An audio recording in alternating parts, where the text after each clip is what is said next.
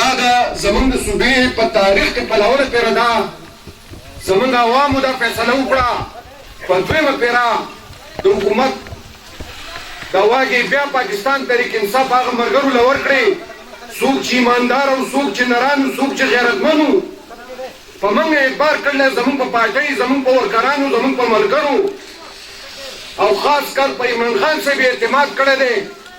زه د دې خلکو د دې غرونو د دې درو د سوات د دې ملګرو شکریه ادا کوم. تاسو په دویمه پیره په موږ باندې اعتماد کړی دی خو انشاءالله تعالی دا ورته وایم موږ به ستاسو په اعتماد نه د هغې نه هم سیوا په 100% ستاسو چې څومره تمه ده د انشاءالله د هغې نه 100% ورته موږ زیات ښایو. د پاکستان تحریک انصاف حکومت ورته ښایي. زمونږ خپل وزیر اعلی دی دلته په صوبه کې دا مخکې ورځو کې دا 3-4 ورځې مخکې سیلاب راغلی و. وزیر اعلی صاحب راغلی دا دویمه ورځې ده په هر یو ځای وګرځېد هر خوړ هر سیند کم ځایونه چې خراب شوي وو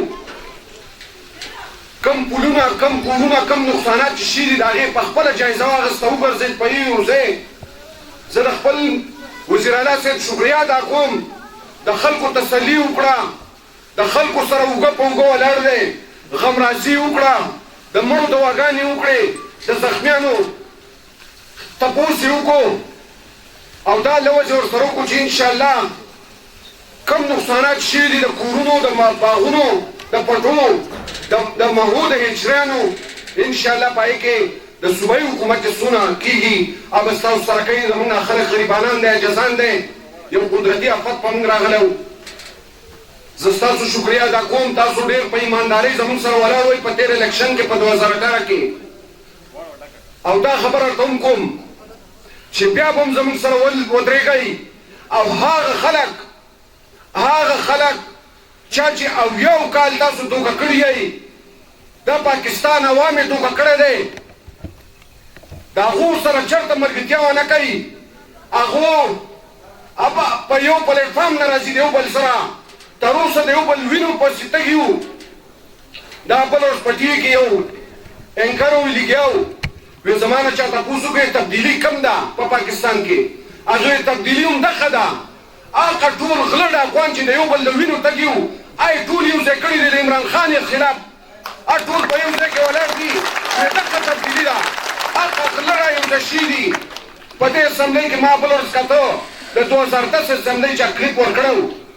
او په هغې کې دا خلک لیږیا وو مسلم لیګ او پیپلز پارټي او دو په یو بل پسې کرسۍ چوتې کړې وې په اسمبلۍ کې او نن هغه رور او خور دي دواړه ناست دي روري خوري کوي په اسمبلۍ کې صرف خان صاحب ته یمځه شوي دي خو انشاءالله تعالی موږ ورته د دې غرونو نه د دې درې او د دې عجزې خاورې دې خلکو په موږ باندې اعتماد کړی دی صرف د دغې وجې دپاره چې دا غله موږ راونیسو د دوی سره موږ د خپل د پای حساب وکړو او انشاءالله تعالی عمران خان لیږیا دی دا پیسې به ترې راوباسي دا به هم په تاسو لګي انشاءالله. زه نور ډېر ټایم نه لرم ډاکټر صاحب ناست دی به سره په تفصیل خبرې کوي. تاسو د بجلۍ په حواله خبره وکړه بلکې تاسو د ډېر وخت نه لګیا وئ ستاسو دا ملګري راځي ما ته په ټلیفون هم د ما سره ملاویږي هم بار بار د بجلۍ دا دغه و دا درته وایم چې دا ټایم چې ولګېد صرف په دې ولګېد چې موږ ته د بجلۍ سامان نه و میلاو شوی اوس شروع شوی دی انشاءالله په دې هفته کې به انشاءالله تاسو له سروې والا راشي د وابډا ستاسو چې کوم ضرورت دی د هغې مطابق د بجلۍ کار دلته شروع کوم خو دا درته وایم په دې رڼا کې دا بجلۍ چې درته ولګېده په تاسو به هم لازمي بیا چې چا په تیارو کې کېنولي چې هغو بیا په ګټو وولئ په ګټو دا ایمانداري به زموږ سره کوئ بیا دا ایمانداري دا نرتوب به زموږ سره کوئ ستاسو د وطن کې انشاءالله تعالی دا به ډېر زر په رڼا کې ډک شي